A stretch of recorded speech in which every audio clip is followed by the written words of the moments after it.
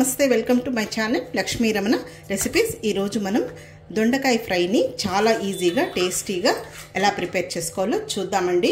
మామూలుగా దొండకాయ ఫ్రై ని కూడా మనం చాలా డిఫరెంట్ స్టైల్లో చేస్తూ ఉంటాం, కానీ నేను ఈ రోజు పల్లి కాంబినేషన్ తో చాలా ఈజీగా క్విక్ గా ఈ దొండకాయ ఫ్రై ని ఎలా చేశానో కావాల్సిన పదార్థాలు తయారీ విధానం ఒకసారి చూద్దామండి। ఇలా దొండకాయ ఫ్రై చేసుకొని మనం వేడివేడి అన్నంలో కలుపుకొని తినొచ్చు, లేదు సాంబార్, పప్పు, రసం, పచ్చడి, పెరుగన్నం అలా చేసుకున్నప్పుడు కూడా నంచుకొని తినొచ్చండి। సైడ్ డిష్గా చాలా బాగుంటుంది। కాబట్టి ఈరోజు మనం ఈ దొండకాయ ఫ్రైని పల్లీల కాంబినేషన్తో ఎలా ప్రిపేర్ చేసుకోవాలో కావాల్సిన పదార్థాలు తయారీ విధానం ఒకసారి చూద్దామండి। ఇక్కడ నేను ఒక అర కేజీ దొండకాయలు తీసుకున్నానండి। ఆ దొండకాయల్ని శుభ్రంగా వాష్ చేసుకున్న తర్వాత వాటర్ అంతా డ్రైన్ చేసి పెట్టుకున్నాను। ఇప్పుడు వీటిని ఇలా రౌండ్గా కట్ చేసుకోవచ్చు, లేదు ఇలా నిలువుగా కూడా కట్ చేసుకోవచ్చు అండి। నేనైతే ఈ దొండకాయల్ని రౌండ్గా కట్ చేస్తున్నాను। హాయ్ అండి, నమస్తే welcome to my channel Lakshmi Ramana recipes. ఈరోజు మనం దొండకాయ ఫ్రైని చాలా ఈజీగా టేస్టీగా ఎలా ప్రిపేర్ చేసుకోవాలో చూద్దామండి। మామూలుగా దొండకాయ ఫ్రైని కూడా మనం చాలా డిఫరెంట్ స్టైల్లో చేస్తూ ఉంటాం, కానీ నేను ఈరోజు పల్లి కాంబినేషన్తో చాలా ఈజీగా క్విక్గా ఈ దొండకాయ ఫ్రైని ఎలా చేశానో కావలసిన పదార్థాలు తయారీ విధానం ఒకసారి చూద్దామండి। ఇలా దొండకాయ ఫ్రై చేసుకొని మనం వేడివేడి అన్నంలో కలుపుకొని తినొచ్చు, లేదు సాంబార్, పప్పు, రసం, పచ్చడి, పెరుగన్నం అలా చేసుకున్నప్పుడు కూడా నంచుకొని తినొచ్చండి। సైడ్ డిష్గా చాలా బాగుంటుంది। కాబట్టి ఈరోజు మనం ఈ దొండకాయ ఫ్రైని పల్లీల కాంబినేషన్తో ఎలా ప్రిపేర్ చేసుకోవాలో కావలసిన పదార్థాలు తయారీ విధానం ఒకసారి చూద్దామండి। స్టవ్ వెలిగించుకొని ప్యాన్ పెట్టుకొని ఒక 3 టేబుల్ స్పూన్ల నూనె వేసుకోవాలి। నూనె వేడెక్కిన తర్వాత ఫ్లేమ్ని మీడియంలో ఉంచుకొని ఒక మీడియం సైజ్ కప్పు పల్లీలు వేసుకోవాలి। ఈ పల్లీలని ఇలా కలుపుకుంటూ మంచి కలర్ వచ్చే వరకు ఫ్రై చేసుకోవాలి। పల్లీలు వేగిపోయాయి, తీసి పక్కన పెట్టేసుకుందాము। ఇంకా ఇదే ఆయిల్లో ఈ దొండకాయ ముక్కల్ని వేసుకొని ఫ్రై చేసుకోవాలి। చూడండి, దొండకాయ ముక్కలు నేను ఈ విధంగా కట్ చేశాను।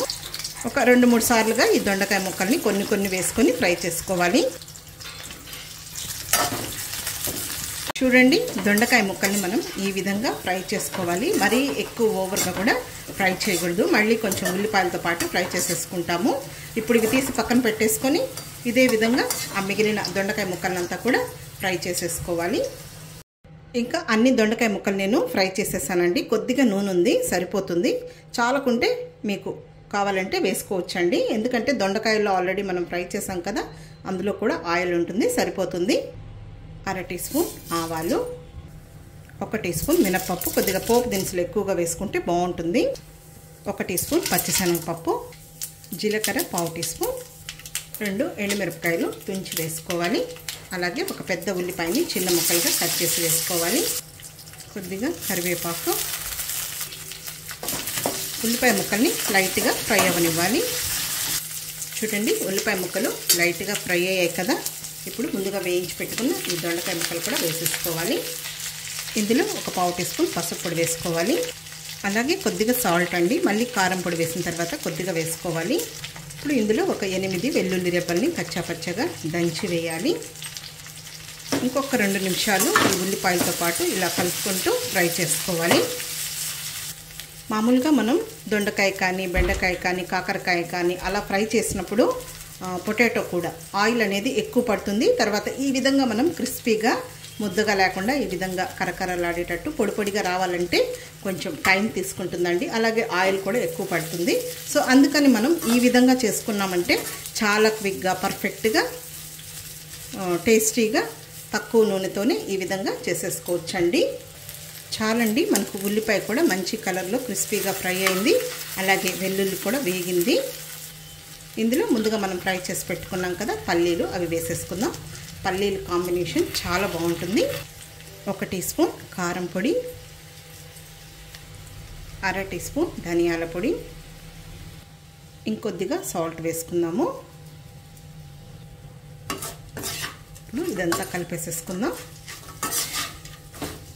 హై ఫ్లేమ్ పెట్టకూడదండి, మీడియం ఫ్లేమ్లోనే ఈ కారం ఇవంతా వేసిన తర్వాత 1 నిమిషం ఫ్రై చేసుకోవాలి।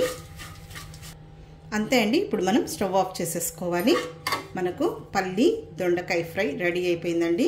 చాలా బాగుంటుంది, రైస్లో కలుపుకొని తినచ్చు. అలాగే ఇంకా సైడ్ డిష్ అండి, ఇంకా ఆకుకూర పప్పు కానీ, సాంబార్, రసం, పచ్చడి, పెరుగన్నం ఎందులోకైనా కూడా చాలా బాగుంటుంది. కాబట్టి మీరు ఈ విధంగా ఒకసారి దొండకాయ పల్లి కారంని ట్రై చేసి చూడండి. చాలా అంటే చాలా బాగుంటుంది, క్రిస్పీగా.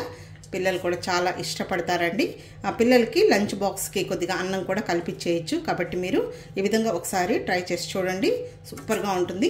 ఈ వీడియో మీకు నచ్చినట్లయితే నా యూట్యూబ్ ఛానల్ లక్ష్మీ రమణ రెసిపీస్ని కొత్తగా చూస్తున్న వారైతే నా ఛానల్ని తప్పకుండా సబ్స్క్రైబ్ చేసుకోండి.